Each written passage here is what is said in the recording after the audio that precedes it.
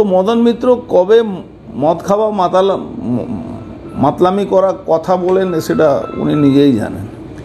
এখন আমি ওর মতন নাটকও করি না, আমি ওর মতন আর কি বলবো ড্যাশ ড্যাশ ড্যাশ ছেড়ে দিন বললে আমারও মুখ খারাপ হয়, যে শুনবে তার কান খারাপ হবে। আগলো আমার কথা উনি নাকি ডান্ডা মারবেন, উনি একবার আমার কবজি কাটার জন্য বলেছিলেন। পরের দিনই ওখানে গিয়ে আমি চায় খেয়ে এসেছিলাম। ওনার যে এখানে বসে উনি কবজি কাটেন, লোকের কবজি তো কাটেন না, পকেট কাটেন।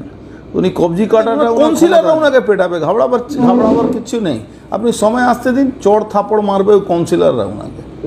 কী কারণে বললেন সে তো মদন মিত্র বলতে পারবেন, কিন্তু মদন মিত্র কবে কি বলেন নিজের কথায় কোনো স্ট্যান্ড থাকে না ওনার। উনি সকালবেলা মমতা ব্যানার্জির বিরুদ্ধে বলেন, অভিষেকের বিরুদ্ধে বলেন, দুপুরবেলা মুছ লিখে দেন।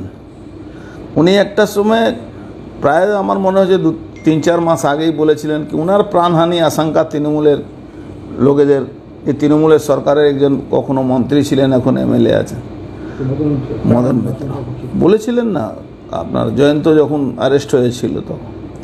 তো মদন মিত্র কবে মদ খাওয়া মাতলামি করা কথা বলেন সেটা উনি নিজেই জানেন। এখন ওনার কাউন্সিলর সরাসরি অভিযোগ করছে কি ও খুন হয়ে যেতে পারে, আশঙ্কা করছে। কাউন্সিলরের খুন হয়ে যাওয়ার আশঙ্কা প্রকাশ করার পরেও মদন মিত্র বলছে এটা তার বলা উচিত হয়নি যে দলকে। আরে উনি তো নিজেই এই কথাটা বলেছিলেন, উনি বলেছিলেন, সৌগত রায় বলেছিলেন, তো অন্য লোকের বলেনি, আপনাদের চ্যানেলে বলেছেন উনি, আপনাদের মিডিয়াতে বড় বড় মিডিয়ার সামনে উনি বলেছেন এই কথাটা।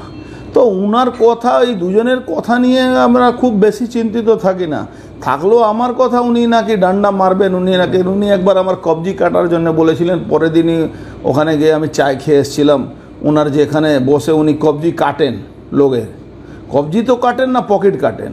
উনি কবজি কাটাটা ওনার ক্ষমতা নেই।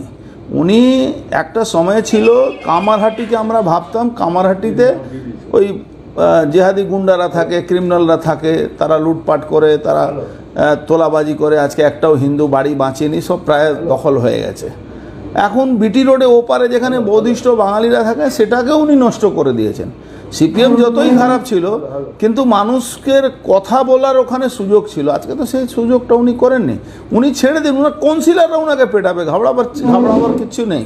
আপনি সময় আসতে দিন, চড় থাপড় মারবে ওই কাউন্সিলররা ওনাকে। অর্জুন সিং এখানে ঢোকাতে চেষ্টা করলেন, সেখান থেকে আমার ঢোকার আমার জন্য তো সারা ভারতবর্ষ আছে। আমার ওনার ওই কামারহাটিয়া বেলঘরিয়া ঢোকার উনি কেন ওনার 7 জন্ম নিলে আমার আটকাতে পারবেন না। অর্জুন সিংকে আটকানো জন্য মমতা ব্যানার্জি রোজ পুলিশ রেলিয়ে দিচ্ছেন, তাও আমাকে আটকাতে পারছেন না।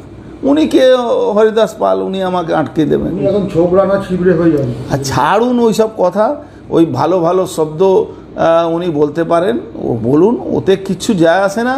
উনি নিজের জায়গাটা সামাল দিন, নিজের দলটাকে সামাল দিন, নিজের ছেলে, নিজের দলের লোককে সামাল দিন, ওসব ছাড়ুন।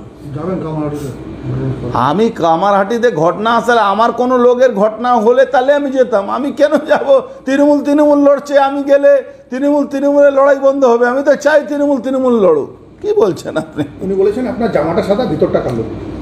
সে তো সবাই বলে, তাতে কি যা আছে? আমি সাদা জামা, ভিতরে কালো, কালো ভিতরে সাদা, আমি যা আছি সামনেই আছি। আমি ওর মতন নাটকও করি না, আমি ওর মতন আর কি বলবো ড্যাশ ড্যাশ ড্যাশ ছেড়ে দিন বললে আমারও মুখ খারাপ হয়, যে শুনবে তার কান খারাপ হবে।